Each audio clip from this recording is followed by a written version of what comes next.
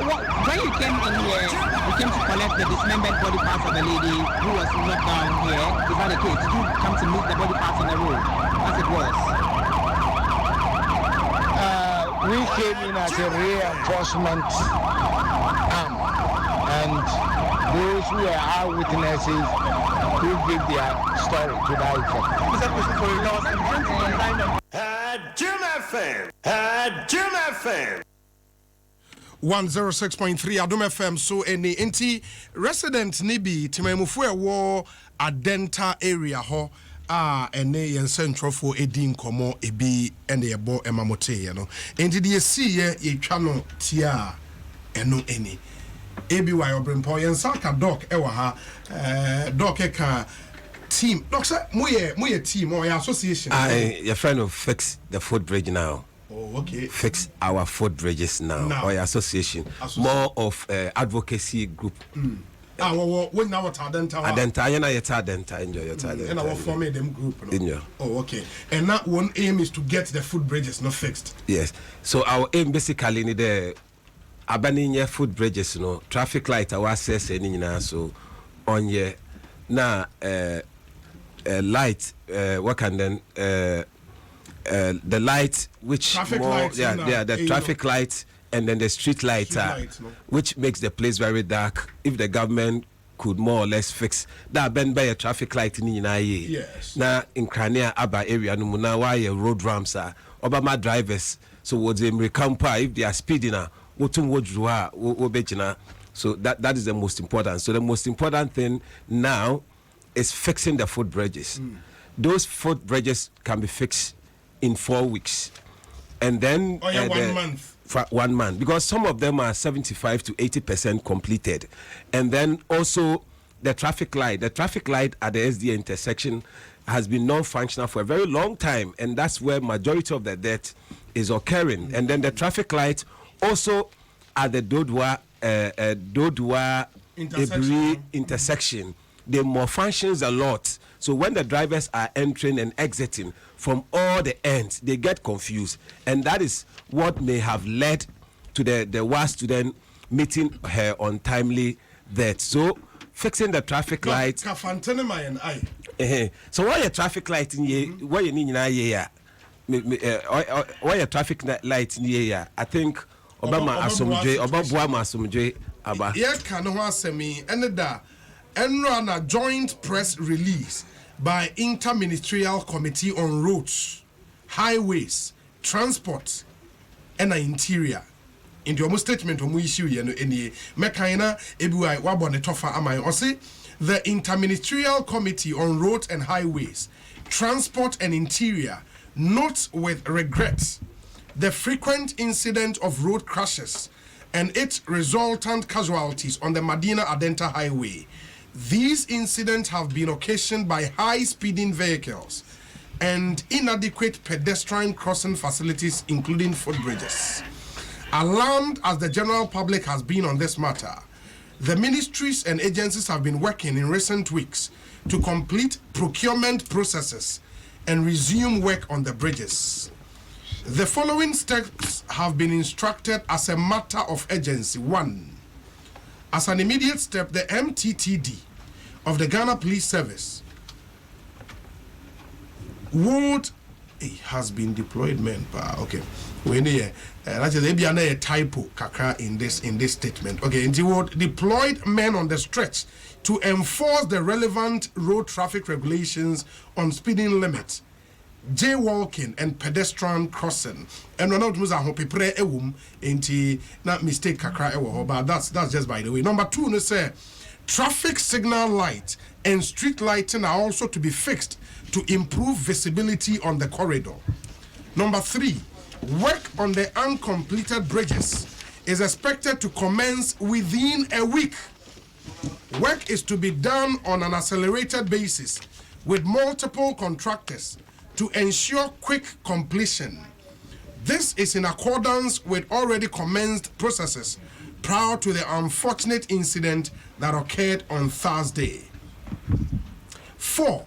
The National Road Safety Commission is to intensify its education and sensitization programs targeting drivers and pedestrians along the corridor. We appeal to residents in and around the area to remain calm and cooperate with the ministries as steps are taken to address the safety challenges. Signed, Kwesi Amoako Atta, Honorable Minister for Roads and Highways, Kweku Ofori Esiama, Honorable Minister for Transport, and Ambrose Derry, Honorable Minister for Interior.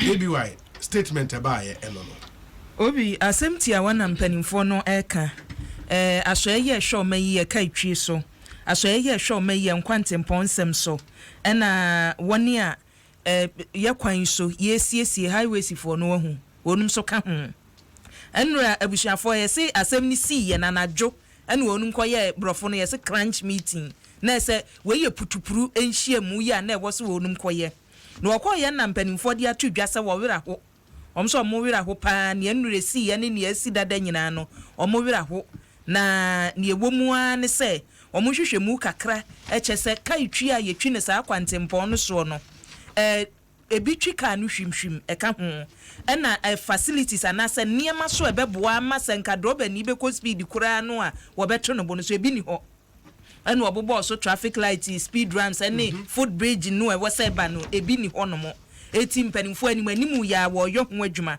na wɔyɛ ho adwuma na ɔmo se ne yedi kan traffic light wɔmo de bi bɛba hɔ no mo ɛno obi tam ka ho me patch order bi ɔmo se yɛ na ɔmo se 1 week no footbridges no contractor bɛkɔ site within 1 week yes. Traffic light bɛba immediately kwasi broni ka sɛ immediately ana ɛsɛ animu ya National Road Safety Commission for so ba bɛ yɛ nkyerɛkyerɛ ɛwɔ kwan so ne saa mpɔtam hɔ no ma ɔmanfo a wɔnam kwan so ɛne adrɔbafoɔ yi a wɔnam hɔ no mo na no na twumi asosɔsosɔ ano speed ramps na amamu ahu that be speed ramps nim the one is the first one no MTTD for ye deploy one mama call afi do mbe gyina kwan so ayo etumi a check speed limit any saa nneɛma ni nyina ɔmo wie na ɔmo de ato aso abusuafo ɔmo se mo a mo wɔ adencha ne mpɔtam ne mo a mo fa kwan so nyina ɔmo sere mo munya botere na ese na asem na bedru wopono so wo ye ho adwuma mo be ya mayi atumi ato ayie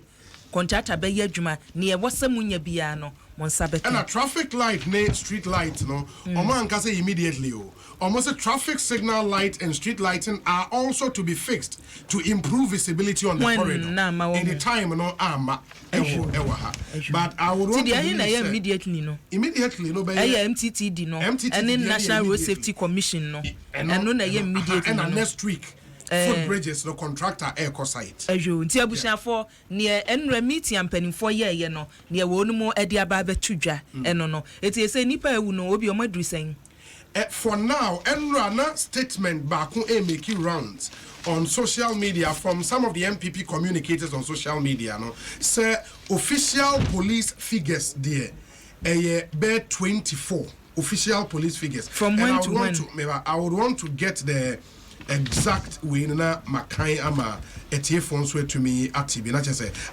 enti eno what they said and they said though official police records say 24 deaths and 64 injuries have been recorded on the stretch this year. Media reports suggest almost 200 pedestrians have been killed. Media report no.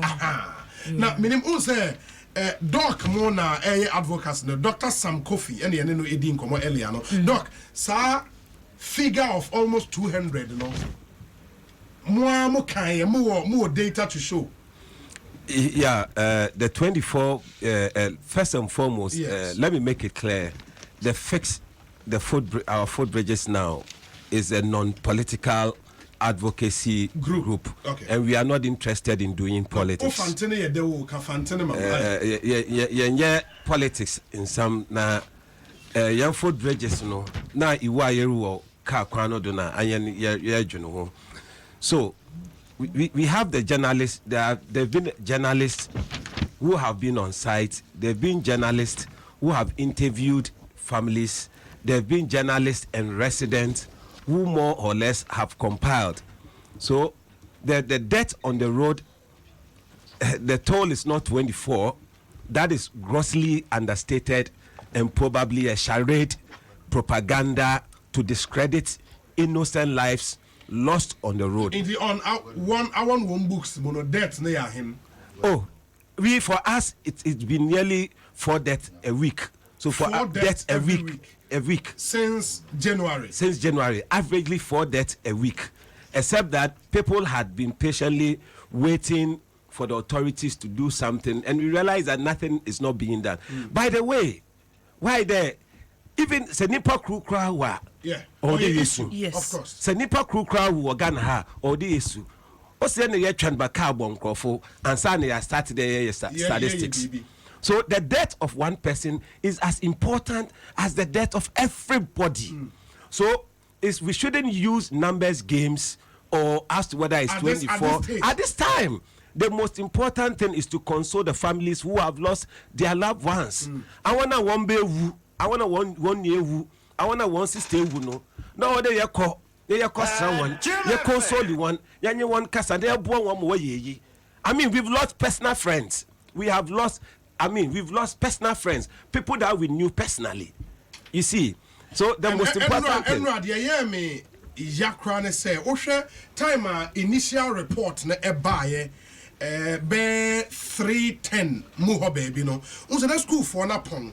Enti nyame nko because school for no students ne be 5-6 edikan etwemu. Ansa na the last student he obey etwem e no car no epem no. Enti nyame nko sanka car no be crash student ni nyina anka be 10 casualties. Ewo hona because Osha and unza yeka problem we know e was say share obia role we play driver for nam kwan so and me eno na ye me ya se highway double lane and nam densely populated areas there are no speed limits ni baby out somebody be anxious speed limits ni baby so ye nim say highway but once and nam densely populated area eno na ye me ya say footbridges nimpo na budgetary constraint ni ade ntimi nya ni sisia traffic light emergency nioma ye betimi aye speed limit we can get it there o de fasa temporary speed run ye won ade bi de the one you can screw you can screw on the road temporarily get those speed ramps na ewo ho ma cars e fast odru na speed ramp wo ho a obeto ne bo police MTTD for wo bebrebe metro guards wo bebrebe get them on the intersection. How difficult is this? Assembly wardens get them there. You train 1 year manipa who they say nipa 24 mpo a country of 30 million people who lose nipa 24 I was way, so it just doesn't make sense. We've lost close to 200. I'm even taking their figure. And doctor can say one crown, nipa na free mu enti no ministry na nsamo a ade cha na o mabeka na ye beye na contractor beko site ni we no obi say story no kura e ba enwase ye ka until see ye behu say adwuma na ekoso no so obeka che say ye beye enwase ye fi wo mu bi o ye beye de ya te abre o nipa no fira na free mu enra de ye see ye obi me hwe nipa no edom epu kɔ hɔ no mo mete hɔ na yam kra hyese ho yamfa politics na doctor ka say ɔmo de ɔmo nyɛ politics yamfa politics na nto nkyɛn na ya anya ne sɛ nipa na ewu Ghana na yehia bibi ne ahwɛ so sɛ obia bɛ na adwuma if institutions awabobo yi highways fo sɛ ɔmo ne ɔmo te hɔ yɛ ne sɛ wakɔ ɔmo hɔ no mo yehu we wɔ ha sɛ road markings ayɛnyɛ yehu we wɔ ha ɔmo sɛ tro letter na fabra ni emfa nko communications department ni approve ansa ni ansa ho obie na no akasa wo ho no obie na no akasa ho na anything bo so me so anu age na katua and the Ghana Police Service and only the ambient said this is even a crowd where you cry into imagine this anka situation where AC micro manso mo so because Accra IGP wa ha police impanyefo nyina wa ha get yehu nipa ba ko ewu nipa mienu ewu nipa miensa ewu on a stretch yehu say intersection way problem or traffic light near Juma MTTD for no more heading. How difficult is it to get them on the road? MTTD penny ba kwa me ne kasa ye statement bi and I think say I side with him say mayemfa yenye yadwen say betumi de police no asolve engineering problems. What you say? Meaning sir long-term engineering solution but in the interim na nipa ewu. Uni mimi de say the state exists to solve problems. And it's not mind wo ye kwagina ewia mu koto aba no. Ye to aba say party be me form a government to solve the problems of the people. Problems ni bi o ha ye was short term, ye were medium term, ye were long term solutions. In this case, no short-term solution, get the police there, fix the traffic light, get speed ramps on the road. Very easy. Now, obi niye hu anope me kan ya me srem panimfo ne say my mani new stage bi say ye be ya adwen say gise nipa ne kanya omo nra na me hwe temamoto we ni esese bi mo ye wo hono omudu tobutu na wunim na mo ye na wo wa wo che tobutu no case you say container na ya ba wo chem no no afra no abisa hello madam oho te say o se me ho ye o se usika o se mi ntua o mon fix road no watwam no o twa no ho video no o dey to Facebook say we are not paying, and that is how I started. But say ya na start o e say bedu ba bi no say omo ti tobutu no mu say eh obi atwam o ntua wunim ne ombe ye omo di police for beba ho no and ya mpene wu twam ma wu ntwam na akofa ye na ba solve the problem. Many panum kaje so na obrempon wa yemeti onos na genche doc e wa ha Mubarak Yakubu ejina adenta ho anope yenhwe the situation there. Mubarak otiminka yemo akwa aba dwaso nsem obi meje so aha na me ba jono pe ujina he fa poti sisi ameka idea ya bepemu ewo adenta Madina kwantempo no so awodi ko ebrine ne mpesem na obepemu asa andra esa no and then there just hiding ya just ne ka etiane say it's a police for abaha amo hwe say amo pesa mu twam bibiasi ama police for abaha ama just amo cross roads no come twam akwa other side no police for control traffic am be say cars na ba most of the cars na nkrofo amo twam na mom nkrofo amo that's why area mu ha amo dey still abufuo no that's why amo boy wa ha ya ne amo betwe nkomo na mate tire oya wa still amo that's why amo ko beja ya makwa ba adom fm so Jim FM. I didn't remember doing a person I would fu I didn't go into my damn point and I saw a buffon pesa. Before we the mad side town, my brow boom, 10 and running. Oh, one day over the panu who are I am it ya. I can yard him for and no drawer. So we are in that say, I do cause within and young one do now. It was a famous old yare. No, we still say there, and yet me put a picture of my phone, so yeah, now thank you to her. Many of you badge now, oh, Chakwam, Carbon, send a car, yan, cast phone and fan so. Wow. Friday, I just actually Saturday, yes, I now to assume, because I will be the same place now. Yet, traffic like I said, 2 years in me. The police says, this can't tell woman, 15 minutes. It's a car, Bobby, before my fee say, Abba, I have a funny panic, but I buy 4 hours. Are they? So you to about man telephone say umba buaye we so e wetire no na school for me ko school adachi umba bedi no na why then owo e form sa no enye nti overhead no one yes you say yabusu mo yede yenim umba to cement nso na aso to a aban no mu a na mo be overhead no maye na omo betimi yede e fa so na mo nti fam ko school so enti na e wa eja wo bibika no bibika pa me dey kwa brajman ade we opani ana me dika ye Don't buy a car with a Hanaka young Chakwamu. I underground. A quiet way plan of Sadomoyeno. Residence, Hodomonaka, Hodomoy overhead. Now, Ghana, a baby be no bar, a baby to me on Twasso, and I come Magana Yaket to make a call a cropon of it. The get a question, hospital Hodomon, so I am Mampo, but of your Hodom. Omofa underground Chakwanum. Omofa, Sadomoy, upon within the pioneer. Fine, I know my Sakobani say, yeah, when film or Kimi. You can't fight, Kai say, Kumasia. Meet kind. I lost a meet because we look at on Cantabo. Master, I consider Bayan, Sanobu, and they are going to the police for Gina. Second, the government is necessary to be say, if you call Gina as you again, if you are dancing, if you call Gina, I am dancing there, and never told you. Now, almost to the traffic, come with sell, but overhead there. Am I near the Yaya, won't ever try the Ahai. Mr. Baby, let's take a bobby bar. Open me a best me. Come saying, something more than one bar, no over the secondary school. Not a coffee pay. Why not who's a banaka bonnet pine? No, it's a person with Janamodia. Oh, when you have to see, but I guess you want a moment. A Bina, a Bicogina, a Pentecost, a Nebinia resistance, a Bicogina as a family so. Nebicogina, Zongo dancing, a Bicogina up to some do a common on a moment. ɛkɔba saa deɛ mfɛ ɛbɛtumi aboa ama pɔ na ka kuntɔfoɔ no ɛsɛ bɛyɛ ɛbɛtumi ate ama yɛn ade sɛ de deputation yɛn nyɛ ne ɛnyɛ ne tena ɛkwan yɛ bɛtumi da bia de aso asumdua ba ha mo kɔ so mbɛkɔ so ayɛ asumdua ne ba deɛ me no obi ani asɛm na bia ndi asa ha yɛ din mo ɛnɛ aha no yɛ din sɛ fofo gyina ha ɔmo da kan ɛmbo bia yɛhia sɛ ahobanbɔ no sɛ bɛkɛ sɛ ahobanbɔ no yɛnyɛ de a ɛna masa de bɛsi de masa bɛsɛ mede kɔrɔba adwuma mɛsa organise demonstration mena mekasɛrɛ nti na ɔde ga organise fɛ so masa anyɛ na organise kɔmpa masa sɛ wotumi de so even though Monday kɔ yɛwɔ demonstration yɛ Monday ɛyɛ gusu tutu ho anamɔ akɔ position mu ya ɔmo yɛ awɛ so sɛ bibi sɛ yɛ ama nkɛde ɔmo bɛgyina ɛti sɛ ɔmo bɛtumi gyina ha saa de a ɔmo yɛ sɛ nkɔsi nsa tɔmɛ junction rada ne yɛ hu sɛ yes yɛnyɛ ɛso mu wie sɛ nɛ musa bɛɛbie mu masa oh sɛ ɔmo gyina no mu kaa ma obia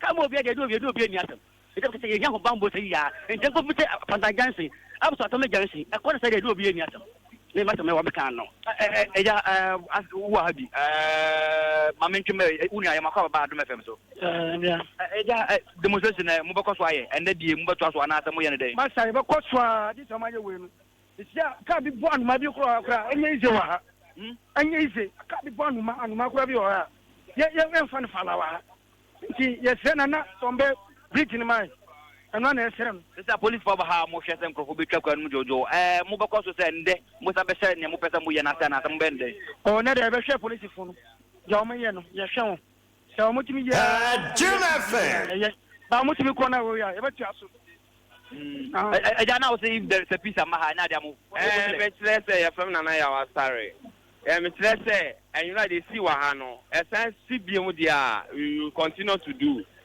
mobɛkɔ so ayɛ yes because you see hwɛ sɛ obi awo ne ba do tam a ne ba ba bɛhwɛ no na do saa tam a ya do saa tam na o ti sɛ o ba wu a wan kasa ko how you to be feel you see this is overhead NDC aba MPP aba but they see what they see they don't want to do but it's someone ma yama and be CBM we still continue to do as yesterday was yes ɛgya na wo ka sɛ abɔfra yɛ akandraka bɔɔ no no ana gyina ha ya na car no bɔ lady no a good track nti ɛno ana wia na afei na ɔno kɔkɔyɛ ne registration Thursday ɔkɔkɔyɛ ne registration ewi ofi sei ɔkɔsi wei ɔkɔsi second one nana kwanyan car no bɔ no de ne kɔsi ne wɔ ha ya de ne kɔsi no na de ne bɛbɔ fam mi ɛbɔ fam yɛrɛ kɔ police station because ɔma mi ate sɛ car bɔ obi a ne yɛ nfa nansa yɛ ma police fom more than 30 minutes police for them again the whole one and nice no the way by a soldier there within 5 minutes police for me apie etuo ababonte nti o se mu say Ghana police no and then for no gain citizens no because the car bobi na mu timi 30 minutes asana mamba by a soldier there 5 minutes mu timi ba there e say o mu nwen yan nti the can say would bridge ni there say o mu police for ba ha ko pem say the hian say maka bobi omu wie Monday ni de ya give permit Monday de be grant demonstration anya easy from ha kopem Madina Monday de e be change de ye no ene de send the president kwa ba akwa and de Monday de ye be but de ka che omo no say road meter ne say 1 week o me fix food bridge ye show omo but Monday de ye be ye demonstration omo fix it as a chedo de bi a just bibi esi asana ya be ye bi Ghana just say when no anya de we ya nkene yehu we nyina wa ha enye fine unim say was a day school there ya no was a day school enye boarding house definitely we be twa kwan mu students o mu tu wa ha no ma twam ko school mo pon a no ma twam abefaka na de bia ka within 2 weeks ka ku nipa 7 oh stretch way that's 2 weeks nipa 7 ka mbo bia wa ha nipa na sorry da ka bon no penu wu ka bon na no wu just say speed na drivers no ko kwan no so no enye ayi kitwa enye speed kitwa nti de esrem say no more see and say president oye ni inaugural speech o ka tell say yenye citizens no yenyina ya na asem no ya be citizens say bibi koso na ya nsore ehun say omu ndwe ya ho nti say bibi koso a ya be sore the day ne be ya citizens yenye spectators view because ehun say ya spectators ache they be taking us for granted na dental MP ni there ye check down obesi ase no obehun there why e be ka chen we MP bibi say yesi o parliament na ye tie no parliament say NDC by 8 years no man timanye why did we vote NDC out because they couldn't do things we want them to do waba ka some politician if I say bia oh ye be ye ba ka say NDC transfer 8 years so timanya what are you trying to tell your people ade we see nyina MP kwantimi mba hampo meka say bia oh send a course and I send a student. You make it one more for cheap. Teachers need students. And not a year why I need for you or moving answer or move. Eh, Sana, and you're fine. Say, you know, you need pay a Ghana for. BBC.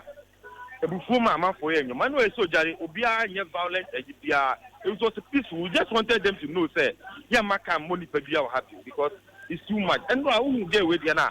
I have send me part that what said, Wokuako, now all pray. Also, Kuakono, young we are, or the one, San again, yes, police for number, some again, we had the ammo the car, but some of the Fanako. The police for Cabas on the family gloves. Now, say, Costa rubber bags, more what they saw was that. And my own, it was very bad. So, the whole thing. The man, right, Janet by and like, of course, the police delayed in coming to pick this girl. Every crank one, because of pressure, parents and all. Cabia, house of Cabia, and Obian because Namuja Etuno, who want to take a girl I won't even know, you see it. And when you make Panama, maybe or say, Liverpool, we are 3 days again as well. Muslim girl. Oh yeah, free Abino. No. Also that had a prayer. The one students let's say some more mates. They also came out. I mean, trying to register their displeasure. I'm sure they are police for the quite. But that for back copy or if you police need the rubber bullets up on my the a jeans square for ball the night. And run. Yes, and run as I don't know. Oh, we are not selling motors soon or no dear Ojanico. But yes, Ojani because Bianca didn't know. Then because yeah, no, we're not throwing stones, we're just burning ties to block the road. Near Mom said, we didn't say it was when they started throwing the rubber bullets, and my boys so had 2 stones just to also scare them away. And it's a fire service for the buy some doing Jano. Yeah, I do do Jano thing. Yeah, way I can knock away where are you? Why? Thank you. When's the last time I was a mobile being there? The Ghana no say be nobody cares. You say you say we have to be citizens and not spectators. The same in the BBC and this would bring now until they fix it in the Adenta will not be peaceful. Yeah, never violent anything, but we will continue to press on our demands. And you know the demonstrations in the Monday and Amakacho, your grand one I Monday, and the official is documented. I buy my fine police for my fine say Monday. We are sending it across Monday, Mumbra, because a very grand one. No, fine with it. Just Odusha and Grafo more air than time in the because so Monday, by now, who say, I had the traffic in our hand at the Nipano, Rium and I'll move free another car and a Rium and I'll move free as an number from the end, which is the traffic lights now. I had an ending one under the traffic and the Riuma, cars and Rium, everybody will be the minimum you create me entry. And it doesn't make a idea. Not just traffic lights in here, and yeah, Jumano. And yeah, Juma will be traffic and yeah, Juma, so. A Patapajana and animated review as an opera or him. So, Sana had traffic in Aquafire. I don't think of the police for I mean, BBC any day. How much number that I'm going through MTTD for the one. This is MTTD for our police for Angazan so our. Before the Brinana, Amwaha, Amosha, and as a perform across the other side, I'm a Shana, I'm across the other side. Into police for the day, I'm going to Buha, Goposo, Awaha, Yakiabe,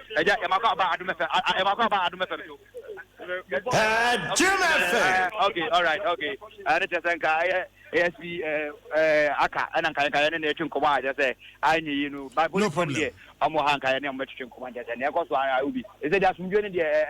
My new test, I see a bit more for the end. The Mumbai in the cell, Obi, Abu Pony, and that's all. We can imagine. Yeah, that's a Mubarak. Yeah, that's a power. Why? Bibiania, besides Waba, Uhobio, into Mubarak, Yakubu, and your training canon. A obvious say, a Bufono, Edaso, Ewoho. Enradi is here, and when say in every country be a change, Abano. I will say be more a sacrifice. A year maybe to get that change. And probably the final straw that broke the camel's back is see and run. And ya the papa send papa kumbo be.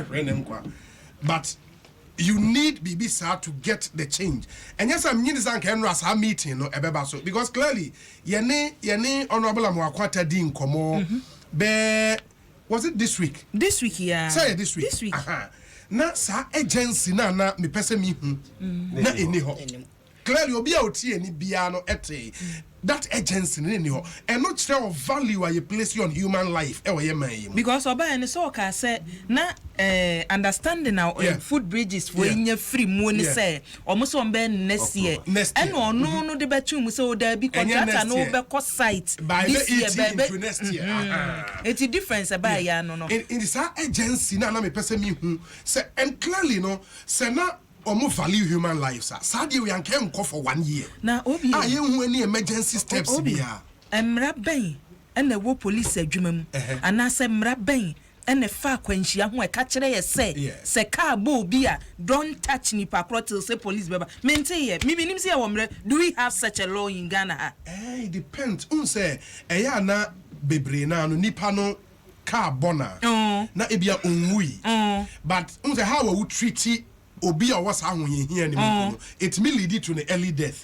enti na nipa ni wu na wugina na afre police no o ma say police for say me enter sa mra na say police for na ka mo kai ai mo mu mfi wo mo nipa ne da wo ne nan wu ye say police for na ka kire ye say ka bo nipa na me emfa ne me from mo mfa no kwa hospital mo so mo ka akra patroni mo patroni ye fra mo am say ni patro enti ye ntwen na mfa de ne mra emra be ni police for of course mo ka patroni say guy na bi anasem no work ba pa say aprosifo aka sa asem we say that thing is there no muntina car bo bi am emfa no untimi one way ya result of we un accident here setememufo twiko accident scene or how you be handling no in the end no pay professionals not to come and do it na etimi save we bi mo enquire as on the Red Cross for yes ad professional Red Cross na nye oman adwumaku more of an NGO na say bi na police for no do police for war same TTD police part of a way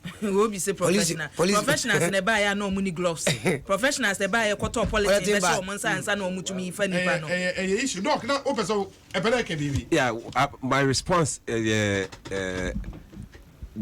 response to emergencies such as accident we do not have a national concerted effort or strategies or public education with respect to first aid or responses by citizens when people are involved in an accident, specifically when there's trauma. I mean, it's disheartening to note that in as much as the resident had to wait for over 30 minutes to come, the police didn't even have gloves or they didn't even know the sort of procedures they needed to ferry the body away. So what I think is whenever there's an accident and you wait for the police and some few minutes the police is not arriving. By the way, you must know that the police is not arriving with an ambulance which is equipped with life-saving equipment. Police in Warba was a pickup and was a bar. What man you pakrona no was not to pick up no pay no one you know. So police no for ambulance and bada.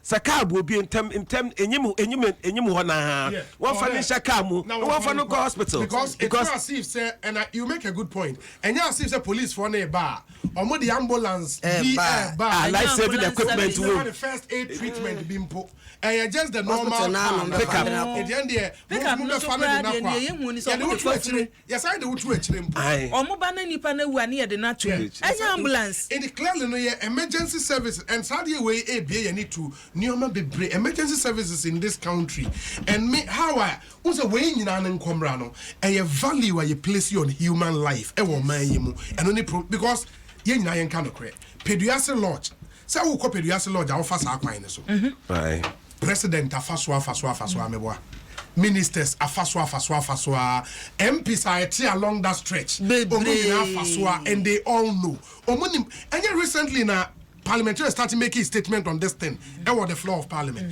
This thing has been going since January. Into the value where you place you on human life. Say one of them. Who was stretching this one. Do you think? I mean, I don't think they value. Oh no, the politicians they value lives.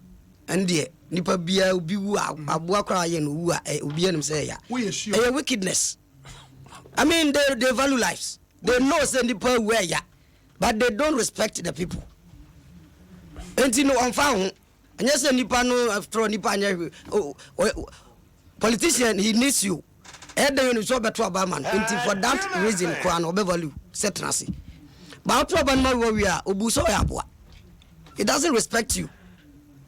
And the team what ding. And I walk on. Say, Mampani Koba Bina light in the wa. And they ever call light to Cromo. No Mampania could not see. Yako Traba, Yako Talo, and a junior Yakota. Near your coin. Because you're quite by election. By election, Memphis Central. And I do near that coin. Because you're quite by elections. It means that on him the right thing, no, but or not to his favor. Idea ways, whatever, send can you wear me and Raya and Sakwan can conquer right into 2020. Come back, make sure say, or maybe be so getting into 2020 to win elections. But it's good, sir, Sydney. Idea back where was say a bambia is through. When your people begin to feel so we are insensitive, at the beginning of your end, ain't it say a bamboo for 8 years? They should pick the signals. Signals not clear. When the people feel so we are insensitive at the beginning of your end, and I think they would have to move and clear. Utie omo Mubarak ni won kasa ye na feeling here the same across board. Even when a statement way abano. Still almost a Monday on their demonstration is out here. Confidence is gone. Trust and why you will lose the trust and confidence of your people. Almost feel it say, oh, you are sitting aloof. Oh, the beginning of your end. And me free say, sa crisis way no. Na enwasanki you drew her. A baby or is serious. Say opese obu mine. Emani manfunya ni mun cranche. As I so call Echo Jinaba Lord Boss to Abama no Biono, you will not allow this thing to get to this stage. No. It was terrible. National Road Safety Commission for Sika Yaka say, Ebony DNC.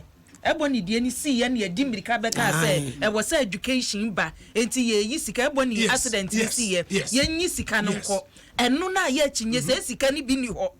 Na we ya beka so sikana kwa mampani title say sikana mampani ka say yen no na bi ni honum because abanda da no say road fund no wo mu di kosi awowa eti sikani ho meanwhile president e ka no dia so na president dina o share boss munko yi say sikana nye and me kan instead on my 6 directives 6 was a 5 directives omonye street markings yem fix potholes Road Safety Commission and public education and Sikana involved no SOSO. Mayan say breaking news be about Tema on story I follow Tema Newtown. I was say a Kokofa. Yeba would wrap up now Dr. Timiaja Yon Echo. Monday demonstration all bad. Oh, demonstration all bad. On your demonstration or a peace walk. Peaceful walk. In your Nantu assume dream. After statement I will be in your because we're catching the bridge, you know, food bridges na traffic lights obey and sana October bosom na so. October bosom na pa so 1 year. Inti your peace walk no yaboko. Remember na ya wrap it up. Shine aqua ewa homana so shine ujina Tema Newtown. And then I'll be to my catcher and pay. Yo, Obi enwa sambre be sambre na mitina efe ba kuma no so na ya reho tamsa wo na ekoso ewo Tema Newtown wa timamufo entiase no enwa de betu dwa say ebi ato anope ya areho sem ya sha to say ebi ato ebi store enwa anajo na enu anajo die na megina me wo fia sesi a ene mame ba ko Mary Mensa oni ye ne nua no ena wato ye pen titi ajese ni fie ekwe nim kakra be 50 de ko ni 60s de wenya na mo mare hosem ni se ono so nyare se de be tujo nyina so mo nyare we osori a no phone o ni ti makoma meyem miti sa na ono so de ba ya eno wa hanom ne nam hanom obi ano ho den we ko dware aba anajo manti asem da omodino ko hospital wakoto nti mame Mary Mensa no ja ono a eye ni tin komo nhwe se ade kura ade wewu yi a sorry I say bia boeru ono ani fi ete sign port mame ma kwa ba de ba do mafam so yo mpam cho mo obi akwa ba ya me na aduma no pensu ya sorry na minkita boni na enuda anopa me de mi bra na na mufia ena me bisa ni se bra o se mi maniska na mi so ubenum koko o se de ubenum ti o se de be commending nso ni na mo na okoba okodware ye nto okodware na o so obedi dokun ena mi maniska okoto dokun nti okoto dokun ni bra nu do odi wie nu na mi so we di nya o so we di ba akwa ka ba akwa na mi si o ma ti ɛna ɔkɔɛ nti akyiri no ɔbɛda bench ni so kakra na me so bra adan ene de wankasa den na ye wo so hwe yemi na ya bo ɔbɛyɛ 5 no ɛna me hu sɛ me bra ɔse ɔshudi na me so bra den na ye no so na akuma na opensu anum na me so opensu anum sɛ ndɛ sɛ sa da ma me fa nkɔ hospital nti ɔ na ebe pɛ car ɛna ye faaye ye kwan so traffic wo kwan so nyame na adum no ma ye kwan ɛna ye kodu general hospital wie no na omu se yemfa no nkɔ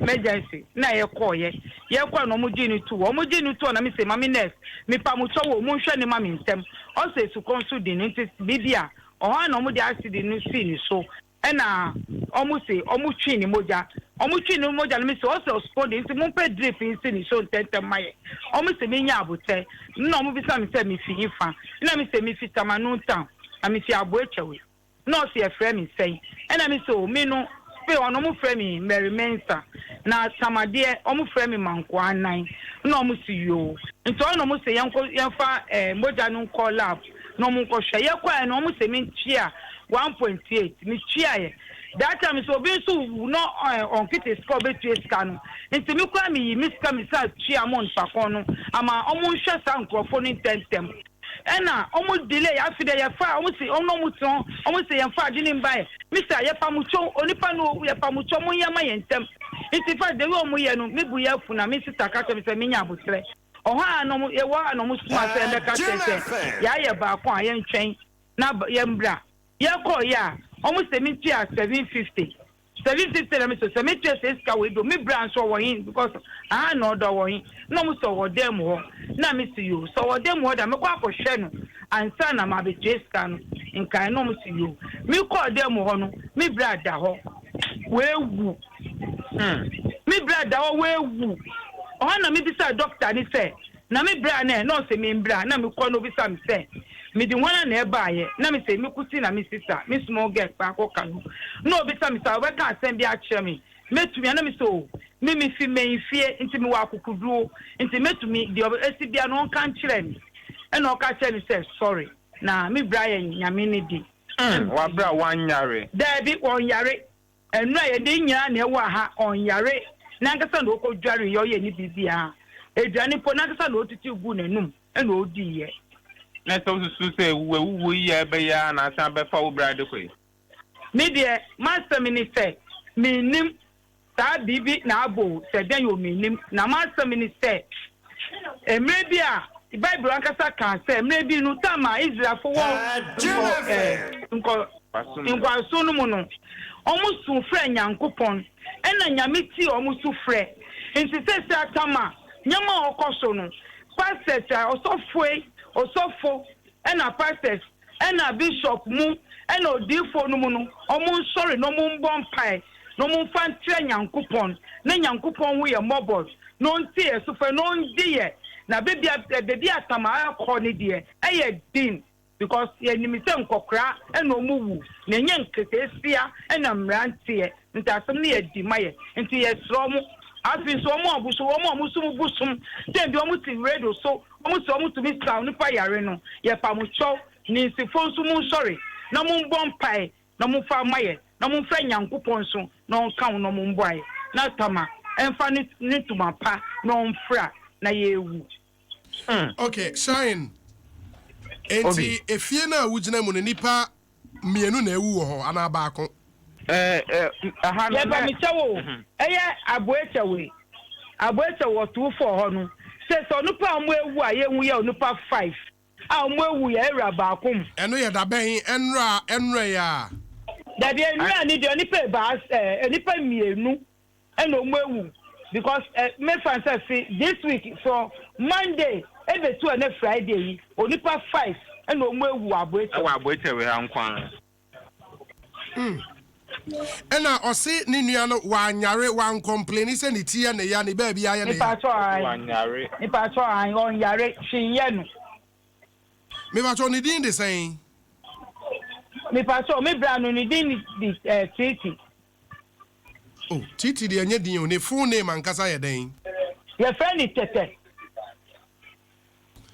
Okay. If I saw a dear, you do 2 years because Bema, over woman, and son over Wootete. Caribbean are brought for the dear one. If I saw Brad City and a friend because I don't know, I'm sorry. Okay.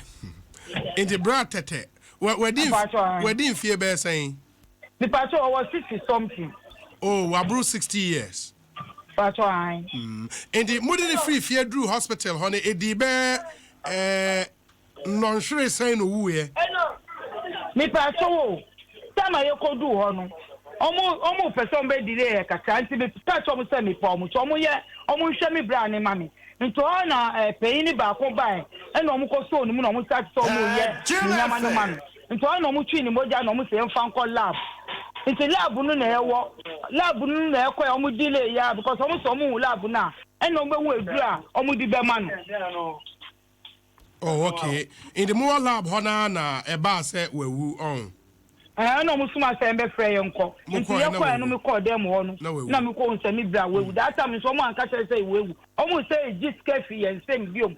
Na me say answer me to 750 no. This me wu me bra answer na me tue say scan no. A hospital be na mo de call eh. Mpacho e no call general hospital. Tema General Hospital. Mpacho han. Insuo mu na amanfo odware no okodware bi. Insuo na amanfo odware no. Afo na e ka so mu nkodware no okodware bi. Me patrol only the me. Now one kasa wadware bi. Me dem adware bi. Eish. Because ye fi amame. Amame no mo ye wo ye fi ankasa ye fi ho. Nti me no me kodware me ma nya mo kodware po ni bi. Into na wo agbanfo achefio no so wodware bi. There bi onu dem adware bi. Jim FM. You. Ma enti shine.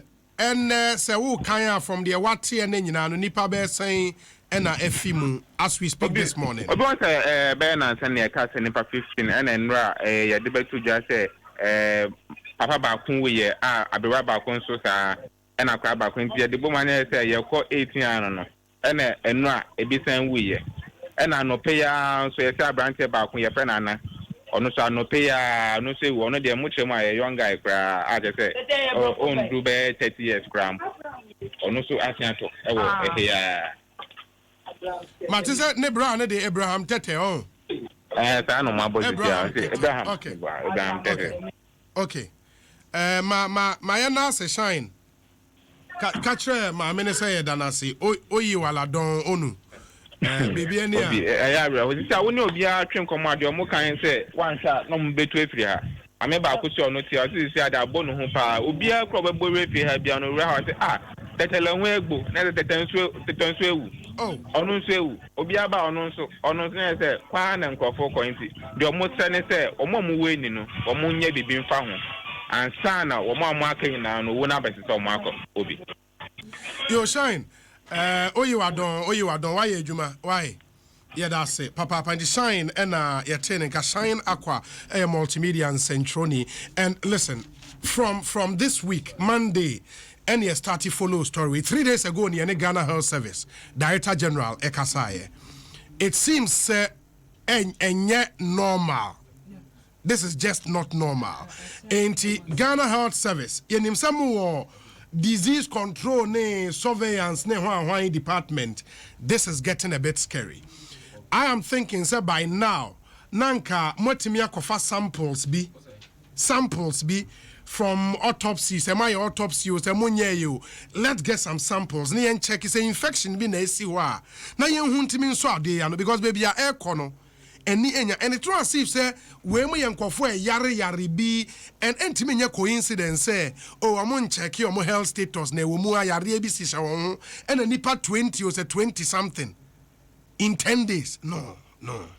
No, this is getting a bit scary. No, Dr. Menya ntie say ni omakoje so far kakra obia won yare na nso omuma ne nso ho no ma still omugusu nti na yebetumi atoa so na ya hwe say omu ye no hwehwemu no ye samples omu de call ye no results no say DNA si yebetumi akona ya hwe ezenra utie shan ya na say nipa de bebre kura free Newtown ho nipa ne bebre dwane afiri honom na se eye yade ana se eye nsan yade no se nipa ne start se o move from Newtown wo thinking say bia numi bi na esi ne antumi anhu ne ntem na ye yade bi etumi na se ko another area ba bia nipa ne be ko bia no na ko ho etimpanifo no mo ho nye ha ne ehu say infectious disease bi na eyi ni ti wo ho say den yo yen sha no ntemansa na e bia ba kunua e wo North Canation no dia ba obi nua e wo ha no dia ba edru dan so ma na say yewu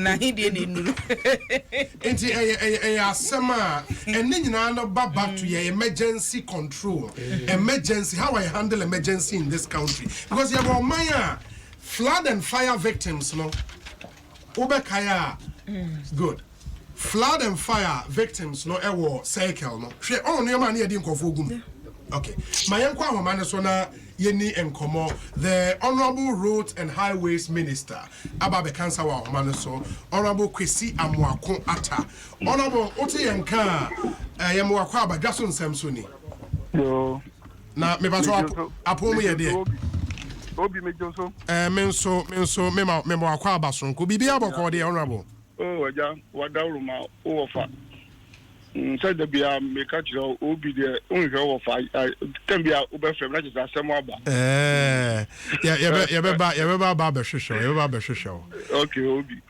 Honorable dear me person me booster and forgive me but from January and as ever since I would take office me did say this thing about foot bridges are a war adenta kwan yi so any nipa cars ebo won ne ade no na ebia at that time na numbers no increase say but na definitely na bia wate say car bo nipa ba ko mienu bi na ye den what were we doing Honorable yo obi me da si bebre da si za wa mami o fa sa akwanya yi kakra me da si me cha studio for na Mamenchia Ghana for so one 8 years Samri. Jim FM. Obi wabisa asem papa. Na se emra ye wo mu no. Yesi ye nyan kranim titin kranim. Na anka me pese meka project no ho asem.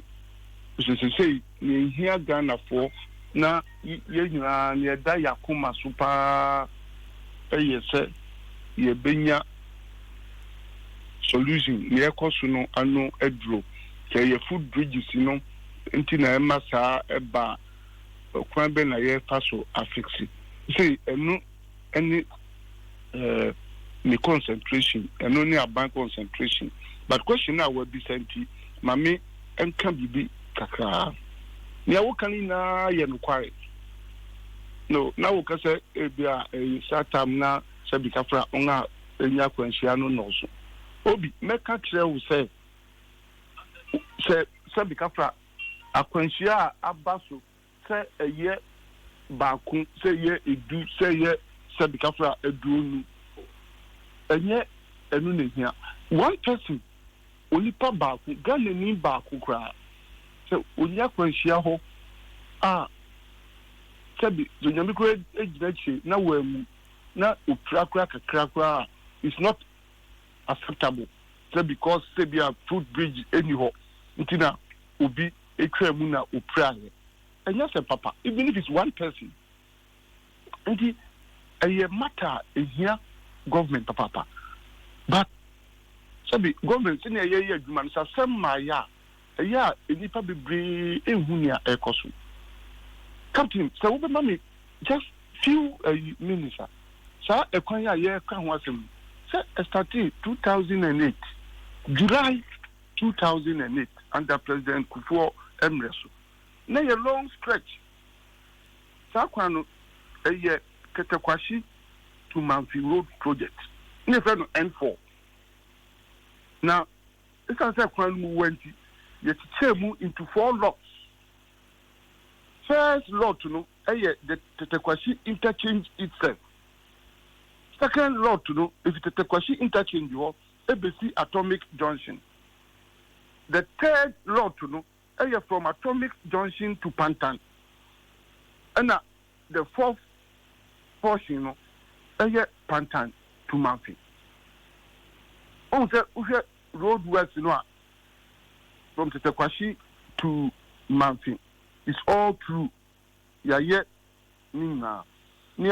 a deep problem with Abbey because of human concentration. Any Atomic Junction to Pantan, Medina, a year frequency 5.6 kilometers. 5.6 kilometers. Now, it's a passing through human settlement. And a barrier necessary you be providing food bridges. And within this distance, you have food bridges 6. Makumaku nsia na ewo contractor na oye adwuma China International Water Electric Corporation na ya ne quality na from CWE the same contractor and President Kufuor time ni ayo osha se Accra Kumasi dualization one yede kwafukom to Apega Junction no ema won. It was a yaya half. No, you even the Suhum interchange, but into me because of the improper alignment of the road. And you buy you feel more, and you who said there be a car a project now war na a car abandoned and government is always referred to as the employer, and you know contractual relationship between parties. And now, Obia was the side of the bargain. It's a perform.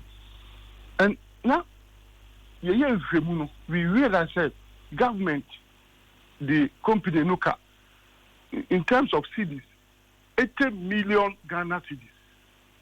The dollar component, was $45 million.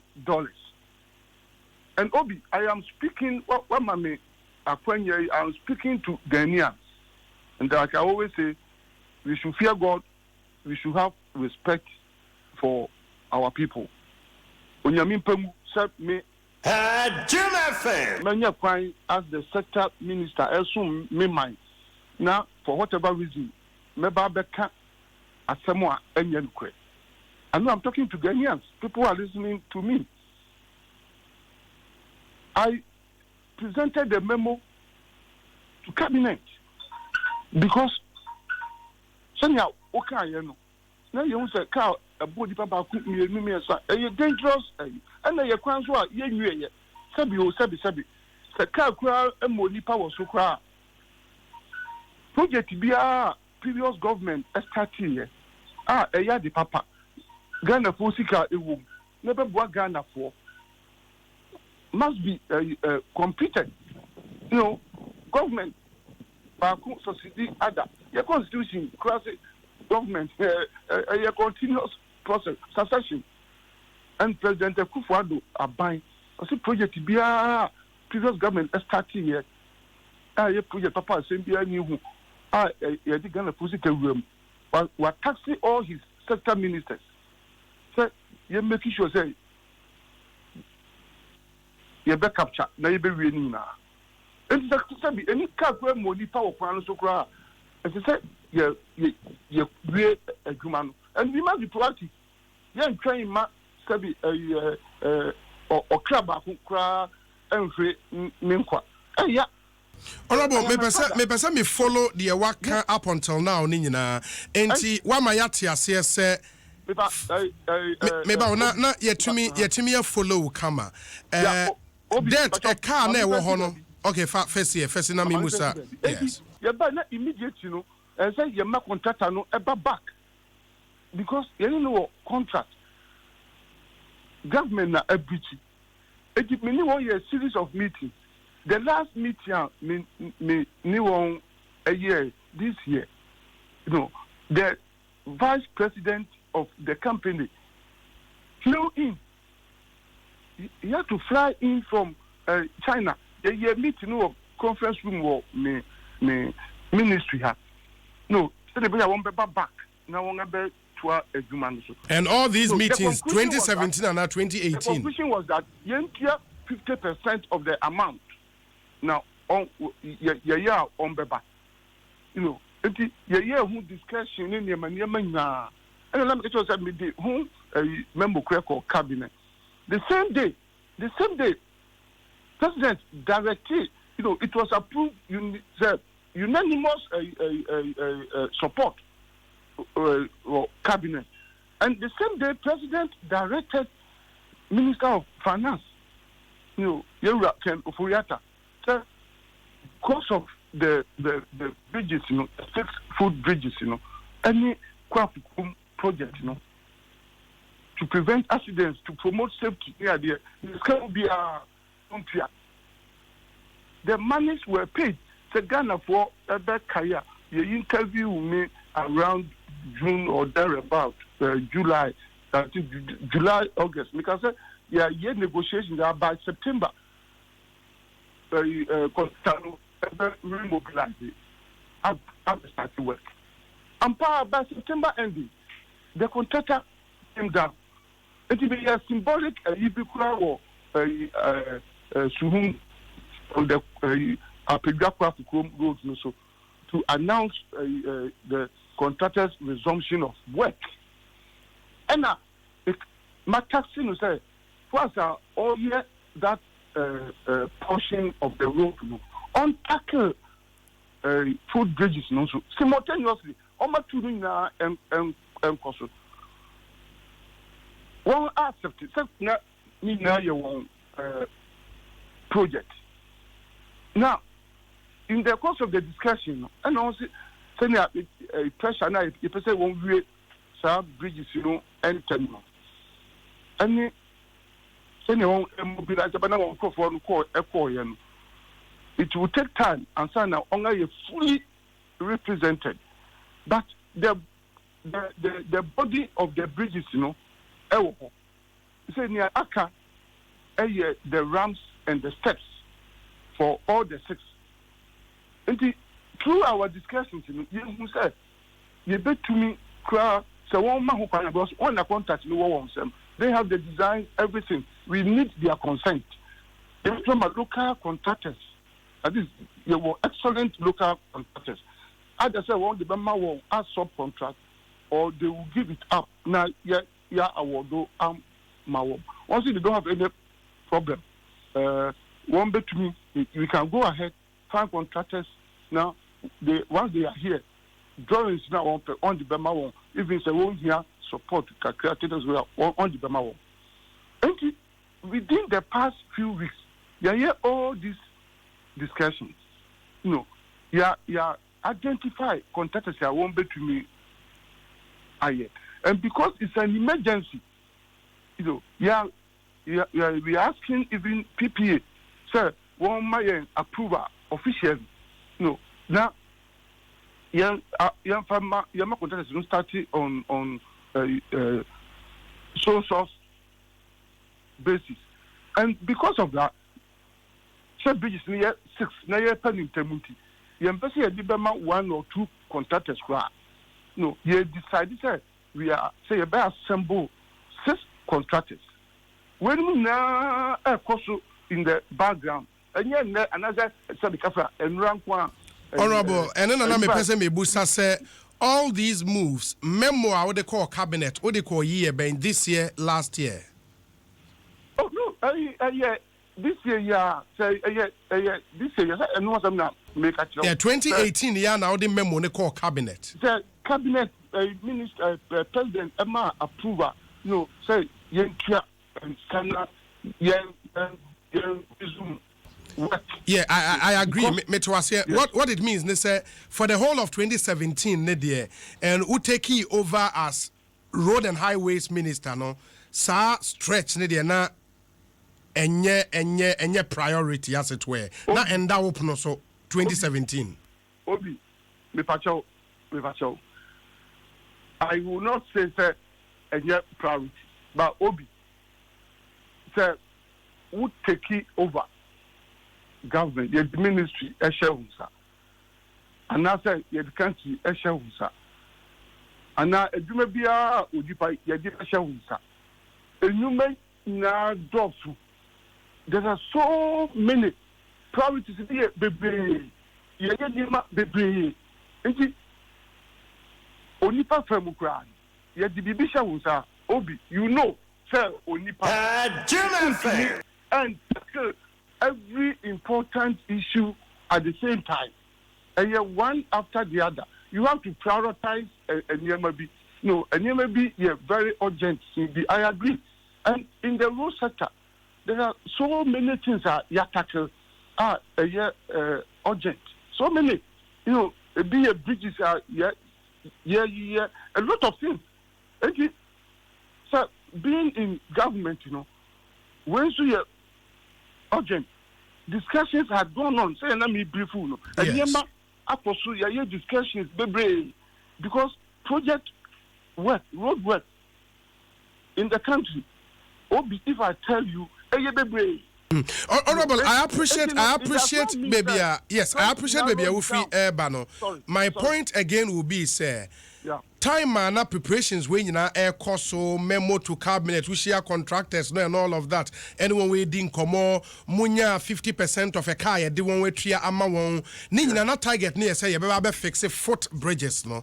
But when an amount for completing the pay every day, the remedial measures and as emergency measures are and a woman statement amode buy yes. Couldn't we have done them? Fixing street light, fixing traffic light, speed ramps be getting MTTD to be on the road and no then another thing to get those things done. Yes, Obi, all these measures, Obia Fakwanusu, Oyusu Equine. Now all these measures, really, it seems to be by measures no more, and they mean watching. Main argument for it. No, because and come on, you be a seem to me, and yet, criticism, saying I will make a okay. It seemed to not say, you so I do a seem to a bear more. We learn from it now, you're sure they're not, you're calling now you improve system. So, and your criticism, I agree with your thought. We been no be refused. Seem to be a buyer or to say you say, but Obi, all this what no a coin, ebia ene uber ko baby, ebia na traffic light be ebia suddenly enye adwuma traffic light ni nyama so bibisa ebetumi aba and just for all this what not traffic light, a juma. No, actually, but we not traffic light because of war, baby. Now, immediately approach for alcohol. Now you're directing traffic. Our attention is drawn to it because my ministry now you're responsible for street for traffic lights. Street lights near my energy commission. And when your attention, I had drawn to so I had traffic lights and so. Who said, buy attention quickly. Now you call for alcohol. On a young juma, you won't call for any 1 year juma, lighting, any name and yama. And now, this is police visibility. Ebia said, Yakase, Yana Wahona, Ebia, and yea enough.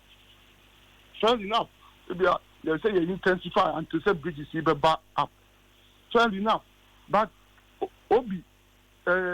Prosifo wo kwan so but many residents ni be ewa and nya police for intersections no the police were not there and honorable unim the I appreciate the okay but what is hurting all Ghanaians and then it's the kind of emergency response and say granted you go through process as an yama contract more be foot bridges near the obiajitum but in the absence of there are emergency measures if we were minded say nipa ewu let's get this thing fixed anka because clearly, and Ujitum, Honorable, with the greatest of respect, say, Ebano, honey, dear, what failed? You failed Ghanaians. I know you only watching you cry, and we need because Yemuna, Yaka. Is it near what trust? I couldn't say Neti Achia. Sir, Ebia, Yanko said, oh, and to say your best fixing, maybe a Nima will Kenya, necessary a Koswa. Obi, and who hears of your budget watching, actually, be anywhere. Only one who can one express concern. Sabi, Yempesa will be a bewu. Sir, as a government were responsible to protect Ubia or Mem, life and property. I have a vision of government to provide protection. What the government some queer to change now yeba individual level, private affair level cry. Obi, like I told you, Sasabi, Metiwe, some at my age, me a papa. Now me say Abufra school ni ka bono amanewa. Would the young official Nyamakra and Tunche? I weep within me. There is pain within me. Yeah, but beyond the weeping, you have to take action, and action, and I won't take it. Extra because I said the action ye take Sir, from Obi point of view, now of course say action now enough any idea. So it might not be point of view. The reality is the action was not enough. People were dying on the road almost every week. Emergency actions could have been taken, and even with the footbridges, you say you make room for contingency in your budget. These are things we can mobilize, get people on the road to go and fix them. Honorable, a honey part there. Honestly, and yeah, me wan say Ghana phobia ka say e was how do adwuma eto na uja adwuma because of this single failure wa ujitum say we fail Ghana for honorable. No, Obi, I am not saying that my fail Ghana for. What I am saying and say if ufe adwuma akoso say entina mato me boa say akyerɛ enyema akoso. Sir, in the first place, near one contact no one some that's what some sir, to negotiate to bring them back. Sir, all Ghanaians obi many any adwuma yaye in the past to bring the contractor back. Senior adwuma ebekoso is unfortunate and regrettable, sir. Savio Kafra accident SCC. Obia Mpemsa, Obia Desa.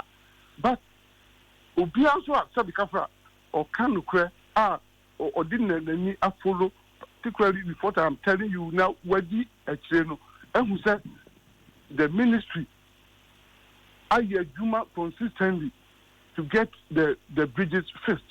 Government any upgrade to get the bridges fixed.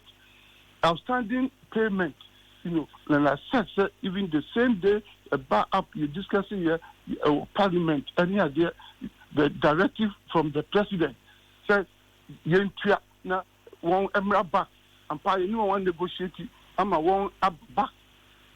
So, government. Enra statement now, more issue, specifically, most say contract and a cost side next week. Next week, Dabeng and Yebehu contract on our side. So we said that within a week. I know that Sabi Kafra, Ghana force this process is also the last statement. A war statement issue Yenumwa who Behu said work Ebema Juma Astati. Yasha said that, and yes, Sabi Kafra. Honorable, within a week, and then 9th November, into Dabeng specifically, timeline so we can measure. Some up to next week, because a idea, who do Madida, near conclude now. Contractors, yes, within a week, in the plus or minus, and a Friday, by next week Friday, a contractor should be on site. Within a week, yes. By next week Friday. Yes, and I can't say, decision you take in. Yen kase ye the ma one contractor. Now, why ye all the 6 bridges or 2 contractors? That will take time. And you see, more chama contractors ahodo. Yes, contractors ahodo. And so by next week Friday, all of them will be on site. That's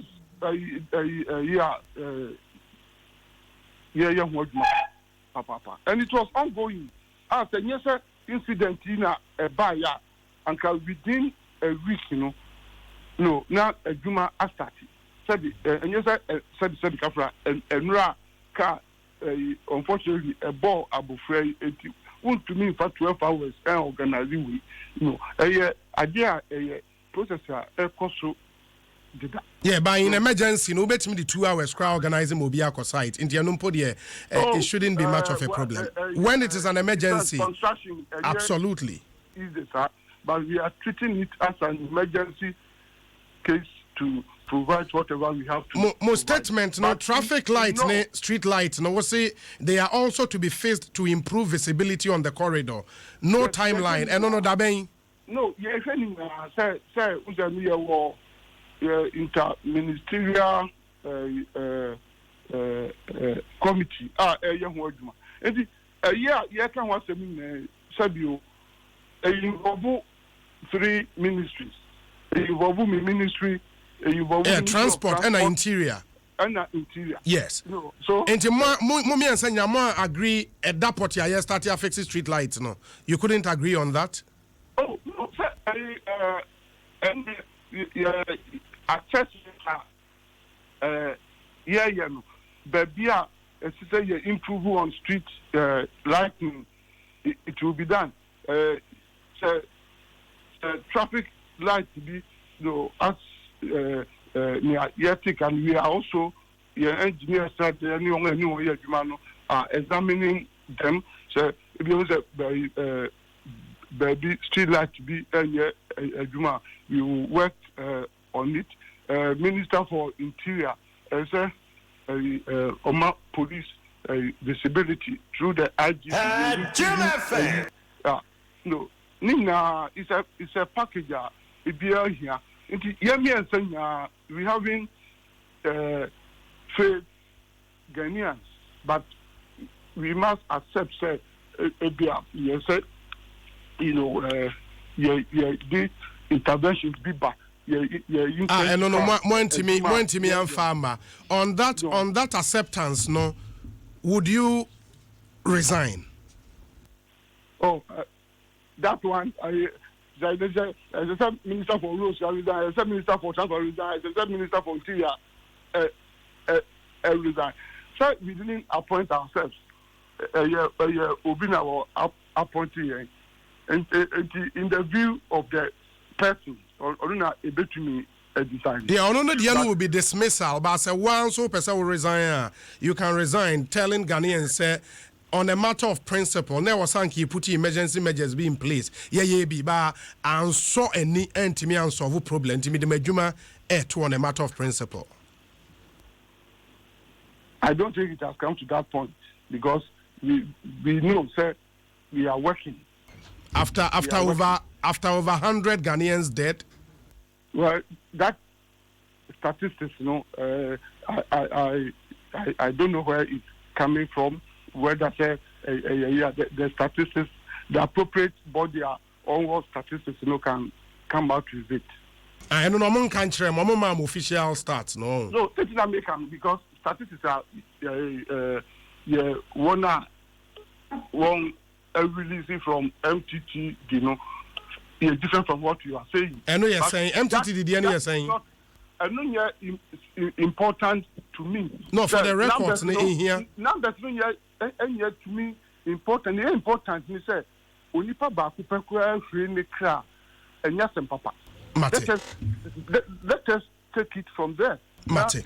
Na yenhu the seriousness of it. So many in here. I mean, to demonstrate the seriousness of it. One person in the car and yard papa for the country. Mate. So numbers,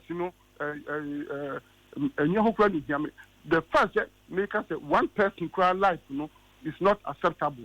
Then it shows the seriousness of government attached to this matter. To this issue. Honorable Martina Mepacho, where the information on your friend is saying motorway and so potholes now was no amount for agitations be a shall say more so non termite can also be another adenta into Monfamoni enko. Why? Yo, that's it. Now, and also my can was a year contractor or young Eduma. You see, and you must say a bar in Pembe, Obi better say, Ebia Sebi, Assembia Bank, and now Sebi Bintina, Obi, sorry, IABB.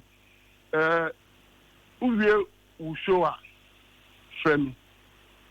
Contractor, the specialist contractor, yewo onuna a year a juma or motorway no so. No, because it's a concrete road. Yes. It's sabi who yesu a juma pothole patchia, a year different. First, maybe I will be now ye debate to maybe a now as I said, properly, professionally, and to say you're better working on the motorway. The entire motorway, from next year, you're turning into 6 lanes. Yeah. Me who drawings, Motorway, drawings, Yeah. So, anything I will share, because the BBR Eco Union starting the first quarter next year. A lot of work will be going on. Sit like Kenya Dina, young papa. Okay. It says, a wasso son.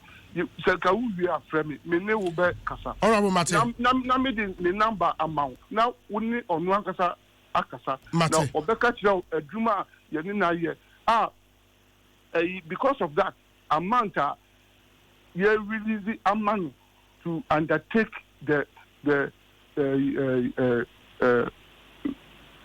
maintenance pothole patching a war equanusuno. And I believe that from Enra class on course I believe that from Ene Echo. Obeko Quine so. It should be there. Visiting the place. So and now a coso. But maybe I don't say nipa solid preocupa. Don't say Obi can want some entina moye bibi. But of course, I did this one more. I appreciate. May appreciate it, particularly from the pressmen, journalists, so Obi hu bibia me pese mun raise na mun draw your attention. Ebia genuinely na mun so mun hu you. It reminds us to work. For Ghana, but I can tell you some of these things are being worked on. Enipa but of course, yes to me and yet at the same time. And it seems to be so bad, baby. I personally and even government suggestions, criticisms in good faith because I know not a boy to me a Juma, but that does not mean say because be beyond to me because your pen will be after you. That's why you can't start there. Go beyond to me Juma Ghana. Go beyond to me Juma Ghana. Can't to me government. Because the Juma Bia will be a Yobia. Okay, sir, Ube put into strict scrutiny. Obia Juma Bia, a seems of them, Kakra, but it seems to them not yet draw attention. Now, what you want among honorable him? Yeah, the best na ya pemre. So I was our studio, ma ye to me edin komoye. Yes, yeah, the best see. Men so me that's papa. The Roads and Highways Minister, Honorable Kwesi Amoako Atta, and you're turning kind of messages na Fabra 055-674-8029 and 0556-748-029 test line, and just keep the messages coming through a WhatsApp line, and so into 0556-748-029. Doc, order and into 80 minister Akumatoye Maba. Yeah, we will be happy when we see the street lights working. Okay. The road, the street. Mm-hmm. When we see the street light working, yes, we see the zebra crossings there.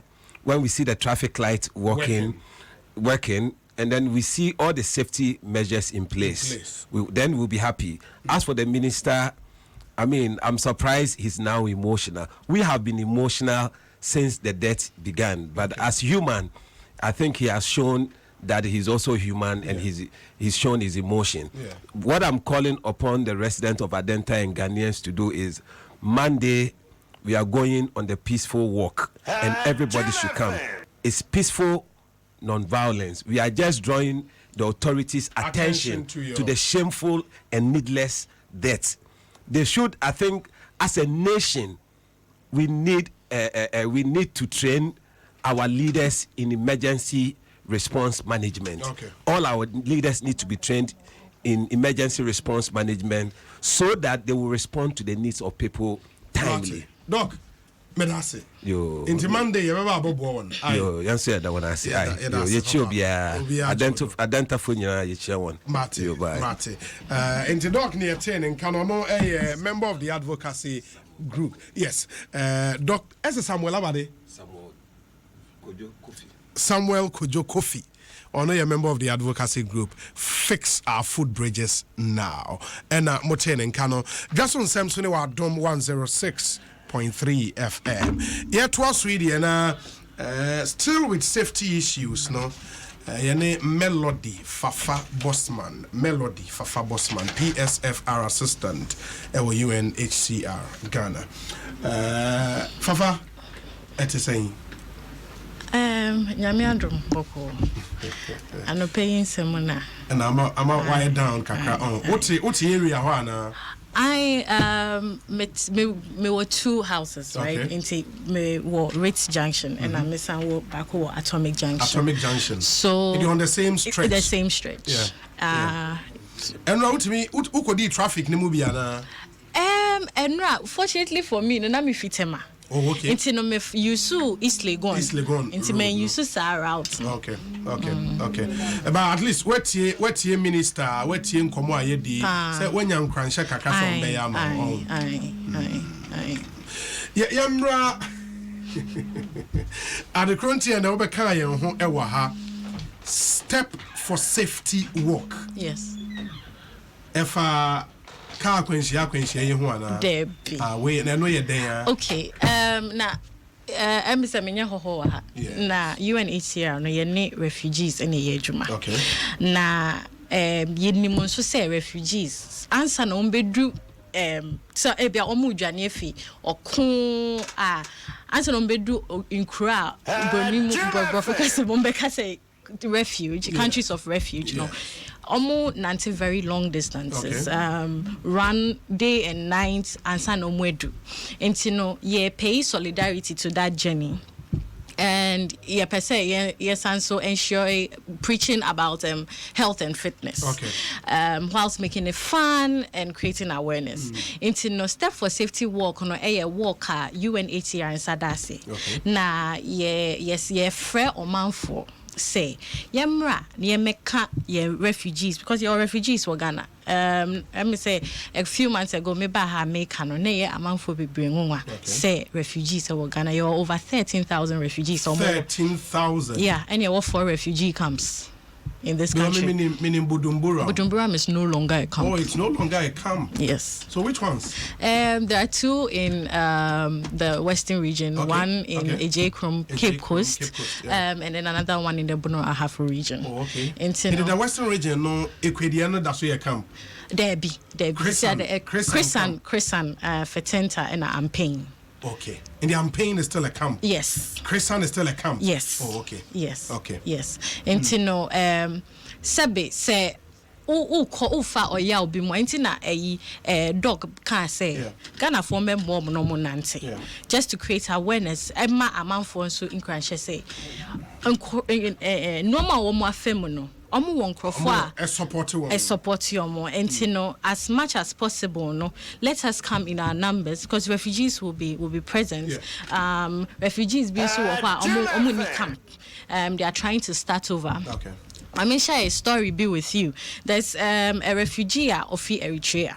Now, Eritrea situation no, a very dicey. Reason being, say, Eritrea you krobia ufiswa. Oh yeah, Eritrea na ufikronoswa. You are seen as a traitor. Until you want to remember back. Wow. Yes, and he happened to travel, and he, for whatever reasons with his travel documentation, you know, he stayed out too long, and so he couldn't go back in. Na pape a doctor, and na oba Ghana. Medical doctor, and obedu Ghana. Now he doesn't have any documentation. And you know, pape bet na Ghana for 5 solid years. Someone who has his life as a medical doctor and has practiced for so many years. He doesn't have a certificate to prove anything.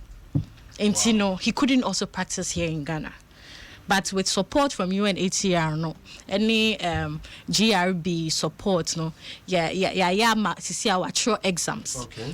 Obi to me are practicing in Ghana. Obi beka say bia omu ba beji ejuma.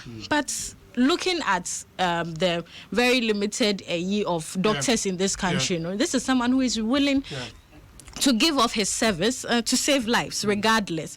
And these are some of the real situations that happen because obestati afresh. Obestati afresh. And so tun sa fre obi biara se ochina anapa 8 a.m. Sha see if you Polo Club. Nanti if you ho akodu 37. 37. From Polo Club to 37. Near Dine Huafa Aviation Social Center. Okay. Near Samba back near Babaka. You be taking participants through the refugee welcome process. So refugees be do or mind biswa processes are do your move so that people will experience it. There will be real tents, refugee tents, so that people would experience it. Afterwards, there will semi-concerts because we have some celebrities who are also supporting us. Adina is performing, DJ Switch is performing. Sean is performing, Ochame Kwame say Obeba, Ajeti Anan is working with us. So it's going to be a fun event whilst showing support and solidarity to refugees. Me take part. I just wake up, no about Polo Club. Yes, you just wake up and you come to Polo Club. Stress say you support the cause with a minimum of 35 Ghana cedis. And 35 Ghana cedis, no, you be out t-shirts, you be out museo, you be out special eyes for air support here and Kwesi TV for support here. You be out museo.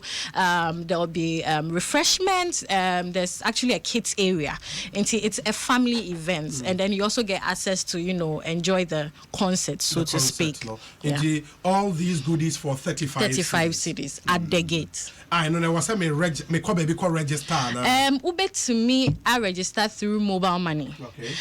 Star 170 hash. Ube call pay bill, general payments pay bill, and then you type in UNHCR and you type in the amount, which is 35 cedis. However, to make it easier, because people complain, say, na process no. Ube to me, sorry, I be join. Ube hoa. You bet to me, I registration now. Now, apart from fun events, it's also an opportunity for networking because we have people, corporate Ghana coming in. We have members of the diplomatic corps, UN agencies. We have Rotary Club from Lancaster University, students, and all. So it's a good place to socialize. It's the place to be tomorrow morning while supporting a noble cause. Time being a walk. Time near 8 a.m. You be aerobic session. Sana simo. Na say major shirts Adom FM. Free shirt 20 free t-shirts. Aye. Who say fe? Papa. That means obi ocha esa oba. I saw the family member. A morning event, 12 o'clock, penny upon. Don't worry, I'll be there. All right. Yeah. Member. When you mean, I'll show me. When I say on air, it's a man for suit you. Mate. Why? Mate. Yeah, Mate. because- And this shirts na aka 19. Just Yes, one for one. Of course. In the one, Aka 19. In the young farmer listeners. Yes, listeners. Okay. Obia obeti obeba Adom FM no. Omo bra no. Say also obeba no mo share no mo take pictures and all of that. Melody Fafa Bossman and I'm attending can a PSFR no Private sector fundraising. Yes. As a fundraiser event they are a champion. Yeguso. Okay, all the best. I wish you all the best. Yeah, that's it. What can you say? But it's been worth it. Indeed, yeah, that's it. Melody Fafa Bossman, you're attending can PSFR assistant at UNHCR Ghana. And in Yami Aduma Ochina step for safety walk. Air Koso, me who said t-shirt no abba do. And yeah, easy crack t-shirt no F ye papa inti se obeb kwa unsa eka t-shirt ni bia na aboa amanioma akoye fafa mamba ko me fan share on Facebook live omo a share on Facebook live. This how the t-shirt ayo afa. This is how the t-shirt is like. Very, very beautiful. So we share trainings where designs no ekoye. Enti once you take part, no we unim say wasanka ukokutia but uti Adom FM inti no ye beche wo e be free. Na che say wetimi e de ho akwa shem.